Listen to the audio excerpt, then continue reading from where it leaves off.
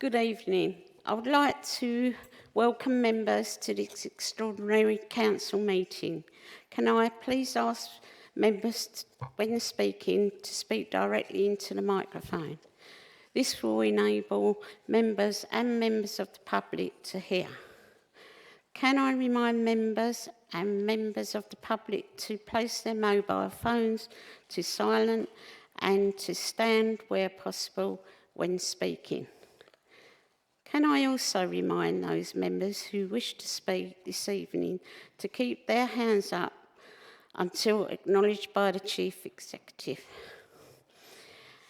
To remind members, the meeting is being live streamed and we welcome all members of the public in the gallery watching and listening to the council meeting tonight.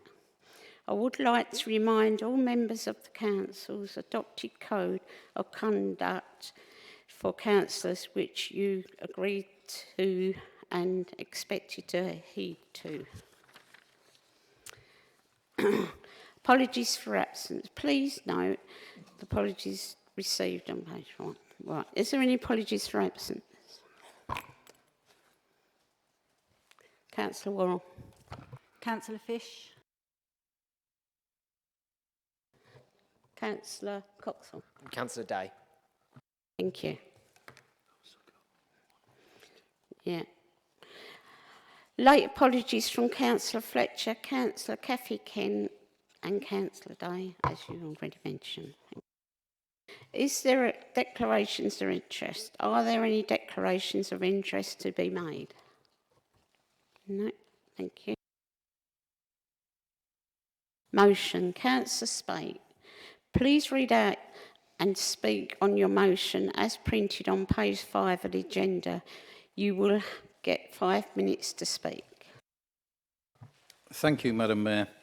Under the provision made on 19.17 of the Constitution, I am putting forward an amended motion this evening, copies of which officers have had sight of.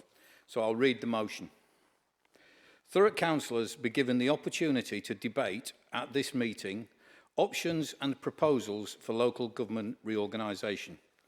I would invite the leader of the council to present her chosen option and alternatives, and for members to have the opportunity to vote for or against each option at this meeting, so residents of Thurrock will have a record of how their representatives voted. That's as on the agenda. In addition, this chamber agrees to conduct a vote this evening on the support for or against the options of 3, 4 or 5 council structures. However, if that is not acceptable, a debate still takes place this evening, which leaves councillors the opportunity to consider that a vote may be tabled for consideration at a meeting when appropriate, when consultation will have given an indication of where support lies for the council's submitted preference.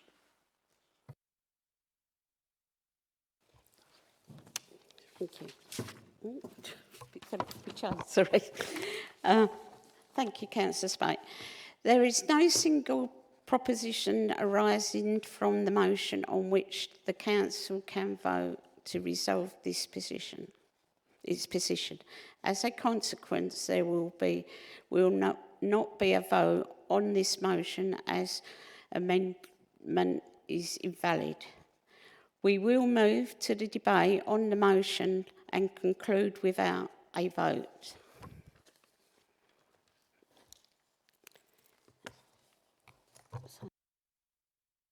Yeah. Councillor Spate, would you like to read out your motion?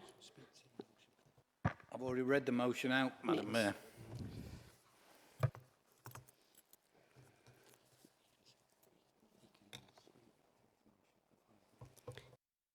You can speak on your motion for 5 minutes.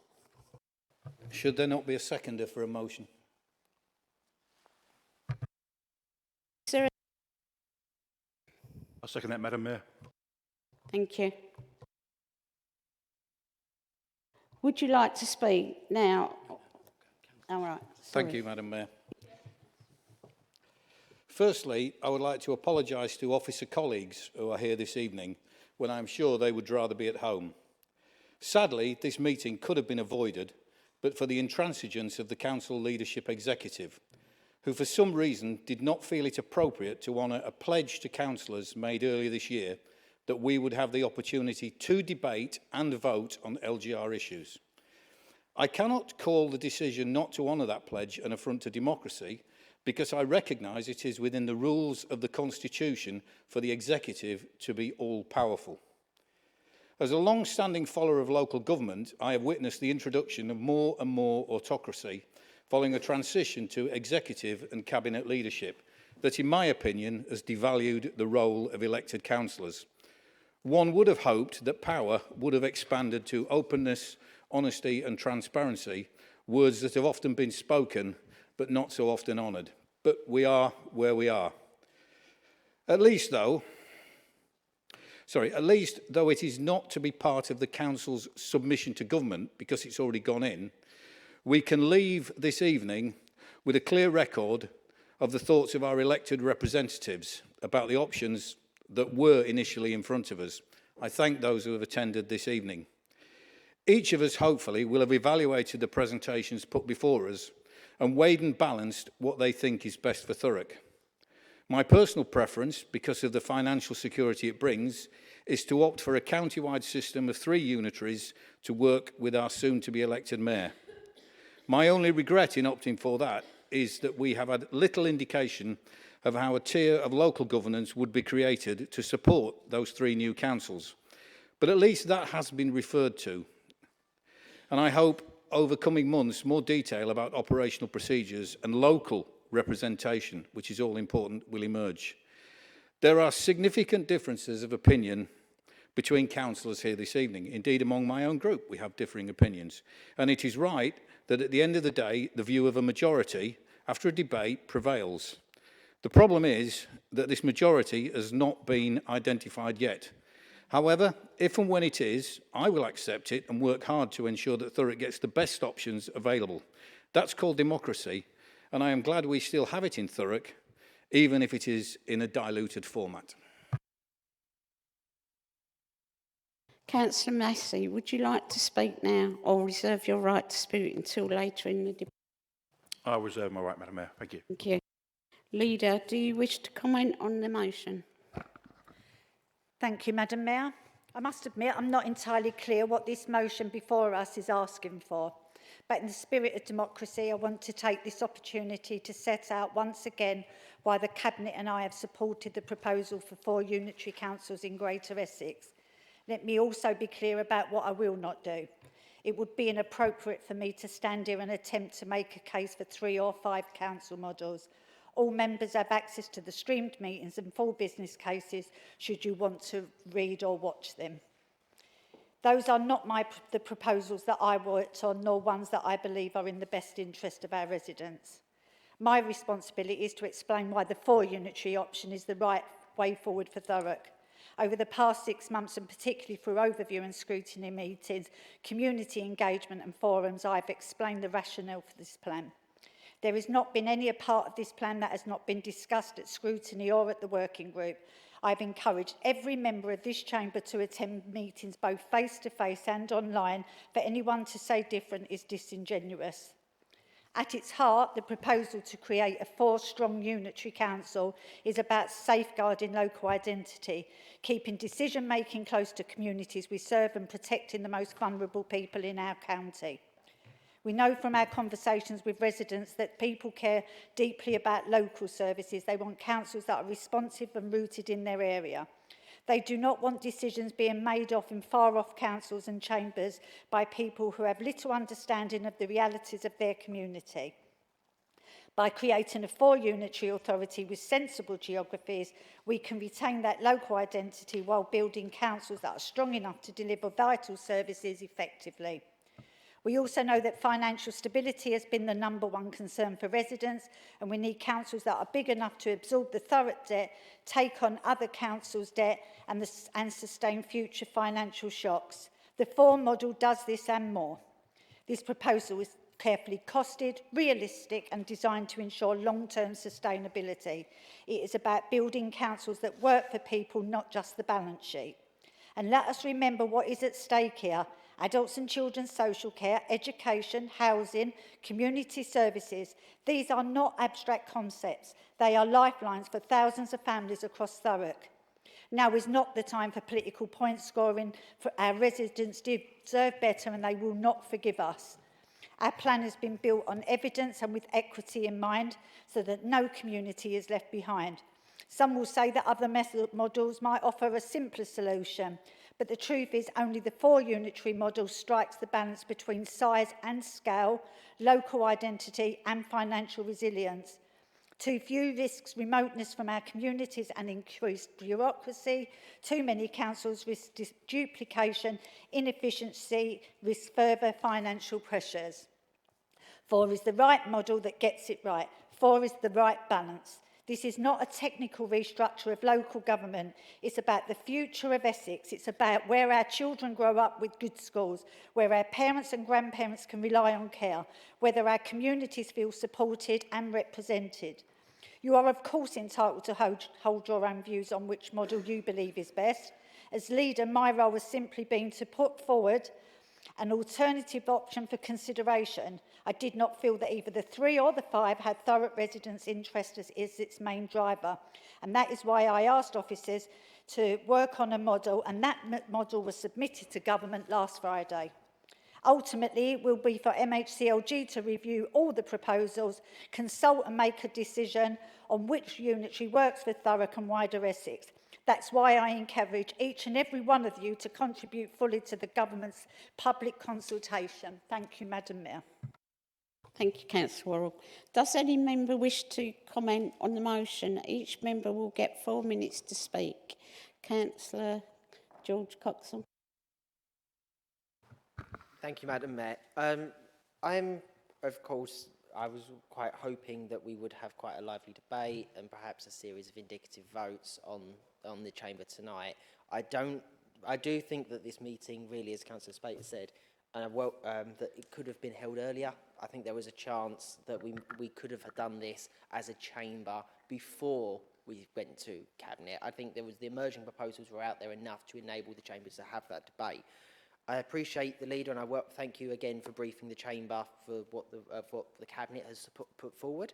I'm just, obviously, I don't think there's anything wrong by having meetings like this in public to discuss LGR. I think that with what we've had previously, and it's not a slight, there have been ample moments, but those have been private meetings, private briefings, working groups.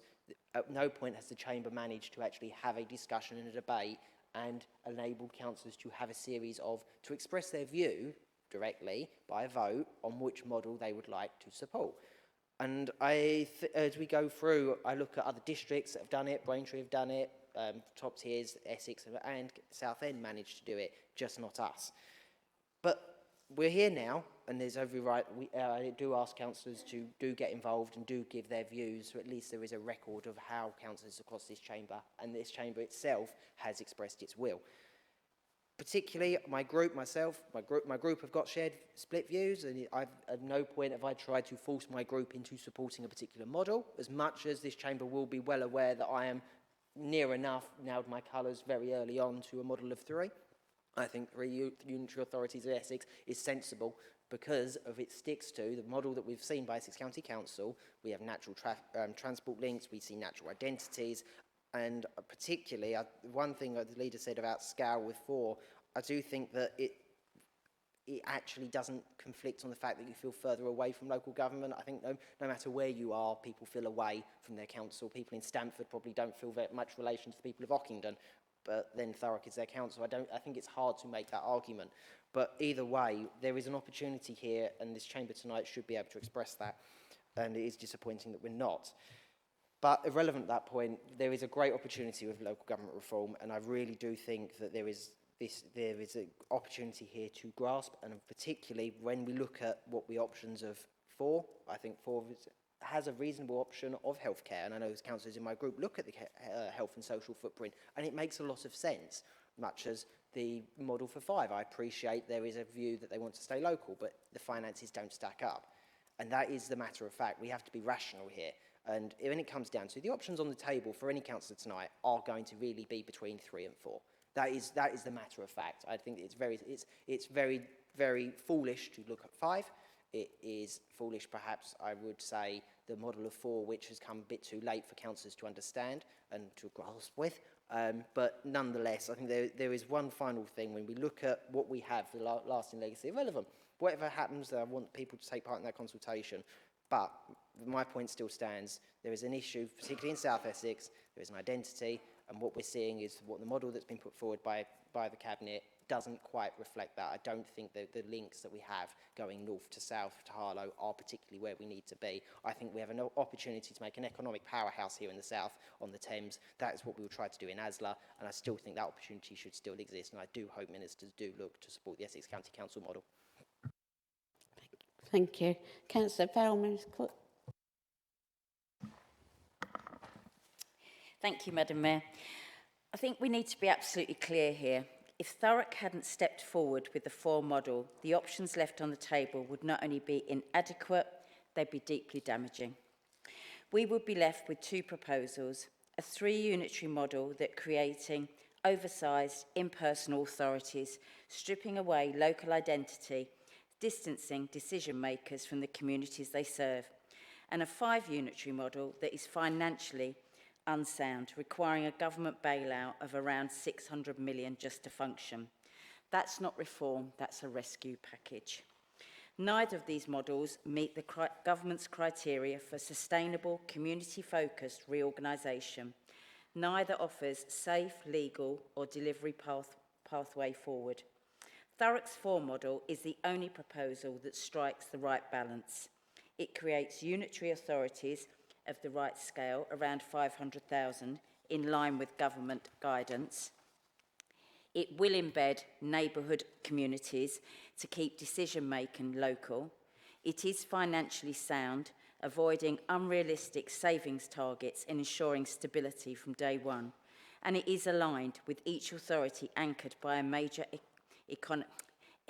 asset, a port, an airport or a growth corridor. Let's be honest, had Thurrock not participated, the government would be choosing between 2 flawed models, neither of which protects our residents, our services, or our financial future. Thurrock's leadership has ensured there's a credible 3rd option, one that's bold, deliverable, and rooted in the reality of our community. We did not submit this proposal to follow the crowd, we submitted it to lead, and we will not be apologising for doing so. We will continue to stand by the 4 model, not because it's convenient, because it's right.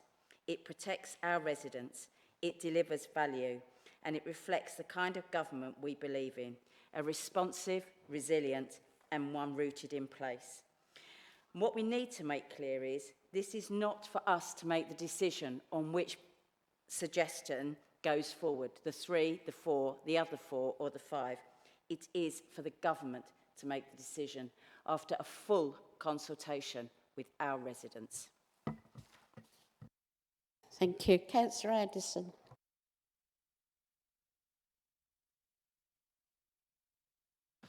Thank you, Madam Mayor. I too would have liked a vote at the end of this debate tonight, but I still have the opportunity to express my view, and so does everyone else, so I'm not going to cry about it. On the actual matter at hand, personally, I support the 3-authority model. The administration's rationale for the 4-authority seems to be predicated on finding a balance between financial sustainability and stability and retaining a sense of local democracy. On the finances, I don't think anyone really anywhere is arguing that the 4 model would be better than the 3 model for finances. In fact, I think we've had papers come to corporate that has tacitly acknowledged that it would be better to, handing out debt and economies of scale, etc., etc.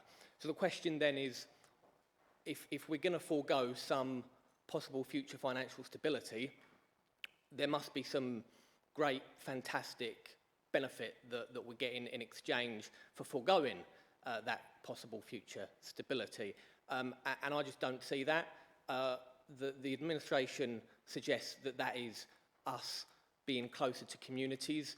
Ultimately, I think it's down to councillors to facilitate that closeness with communities. If you've got a bunch of bad councillors, you're going to get bad representation, whether those councillors represent 2,000 people or 10,000 people. If you've got a group of good councillors, then you'll get good representation.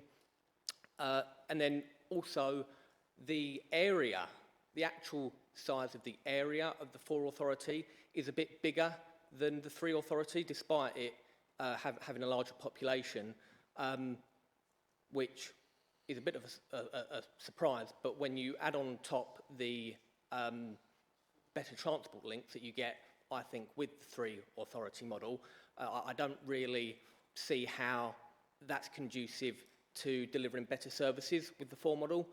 It's a smaller area, we've got better transport links, delivering those services in local communities, I would have thought, therefore, would have been a little bit easier, even with the 3 model. So I'm just not clear exactly what the benefit we're getting here with 4 versus 3, and that's why I support 3. I'll just finish up by saying, and I spoke to a couple of councillors before the meeting who happened to raise this as well, people still don't really know about local government reorganisation, devolution, don't understand it. I've spoken with residents that just don't get it, haven't heard of it. So perhaps if we could double down on reaching out to communities, that would be good. Thank you. Councillor Sisson. Thank you, Madam Mayor. I had the privilege of sitting on the working group for the devolution and LGR, and so, you know, I got to see a lot of the figures and things that this model was based on. I'd like to back up a lot of things that Councillor Maurice-Cook has said. In particular, the 5 model, it wouldn't have been economically sustainable with us and Basildon. The level of our debt plus the level of Basildon's debt and the size of the population we wouldn't have had the capacity to, you know, deal with future shocks. The problem with the 3 model, it would be very, very large. It would be about 750,000 population, which would be one of the largest, if not the largest, unitary in the country. There's also a high level of social need in that part of Essex compared to the rest of Essex. And I think the main problem is it would necessitate combining 2 existing unitary authorities. So you've got us and you've got Southend. We provide good services, outstanding services. To try and combine those with Southend's existing services, I think it would be unnecessarily complex, costly, and it would also risk the excellent work that officers have done up to now. So I've got no doubt the 4 model is the best one. And yeah, commend the leader for having the courage to initiate the research that's led to it. So that's my preference. Thank you. Thank you. Is there any other member wishing to speak at all? Right. Yeah. Councillor Jones. Thank you, Madam Mayor, and thank the leader for having this debate tonight. I think we should have had this earlier, I really do, because I think Councillor Anderson summed it up quite well there when he turned around and said he spoke to a lot of councillors that still don't understand what devolution and LGR stands for. And many residents don't. They keep on asking us and saying, what is going on? What is this? What is that? And I think it's a learning curve all the time, and that's what it's been. It's not the leader's fault. She's had a short space of time in which to put this together, and she's decided, or the Cabinet's decided, what way they feel should go for Thurrock. So they're putting forward what they feel is the best interest of Thurrock on their. It would have just been nice, I think, to have a debate to see what the opinions of councillors are, and we're being told all the time, irrespective of what we feel we would like, that the government's going to make the final decision anyway. So we understand that, but it would have been nice to say, well, at least this is what we would have proposed or would like to put forward. Me personally, after looking at many, many things, I don't think all the bigger is always better. I have always been in great agreement with unitary councils and central government. Cut out all the other councils, it's too much going on.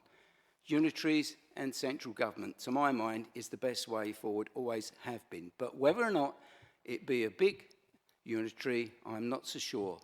I'm concerned that it's been said that 720 councillors in Essex is going to be reduced to 280. So my concern is, are the residents going to get represented as they should be? Or is this going to be more that we have officers' input as to support councillors, therefore is scrutiny going to be carried out because of reduced numbers of councillors? So that's my main concern that's been said. And after all said and done, I'm saying 5 unitary. By all accounts, government has put forward 6 unitaries. They've given up to, we wouldn't mind, 6 unitaries in Essex. So I'm thinking if we're going to move this way, 5 would be my way, as to keep the numbers, and hopefully the council will be able to cope with the numbers of 5. Thank you very much. Thank you. Councillor Benson. Thank you. Leadership has continuously said that this has been led by the figures. It's a shame, in my opinion, it's not been included in a debate like we've had tonight, which should have been weeks ago, if not months ago. Leadership's talked about safeguarding local identity. There is no local identity in Thurrock with Epping and Arlo, unlike the Thames powerhouse that's been spoken about, a Thames-based biased council area where I think local identity would remain, and local community engagement. Our ward has been invited to ask the 6 councillors to go Monday night to explain devolution and LGR. And here we are, it's been decided upon and it's gone to government. And yet our local community, that I'm a ward councillor for, has invited me along to explain what it is. I think we're just, the horse has bolted, it's gone. Thank you. Thank you. No one else wishing to speak? Councillor Massey, do you wish to speak as seconder to the substantive motion?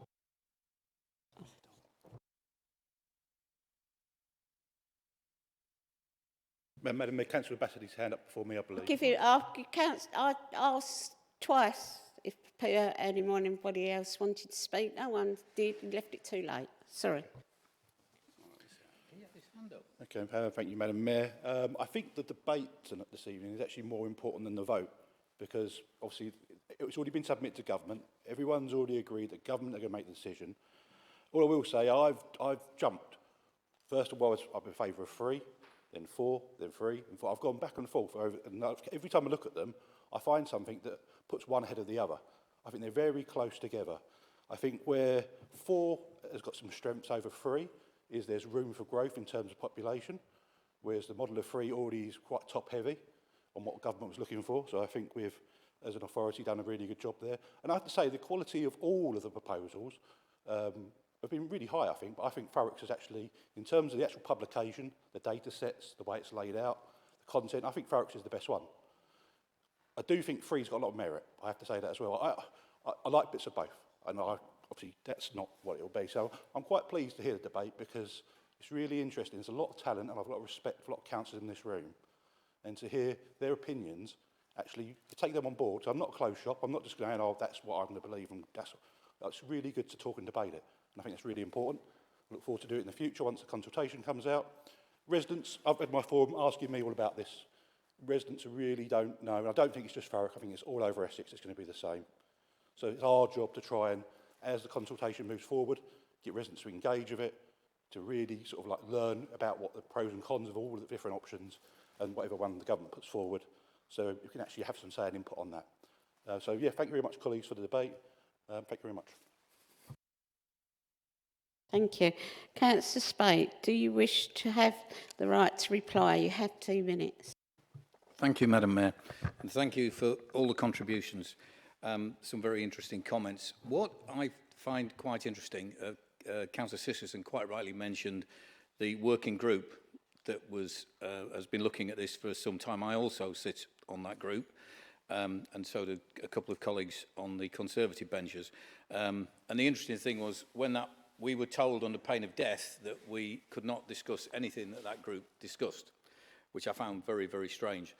I would also agree entirely with what Councillor Massey has just said, that the document that we have put forward is an excellent document. It really is. It's superbly presented, it's well argued, it's well thought out. It's an absolute credit to the people who put it together. But the reason they put it together was because they were directed to do so by the leader of the council.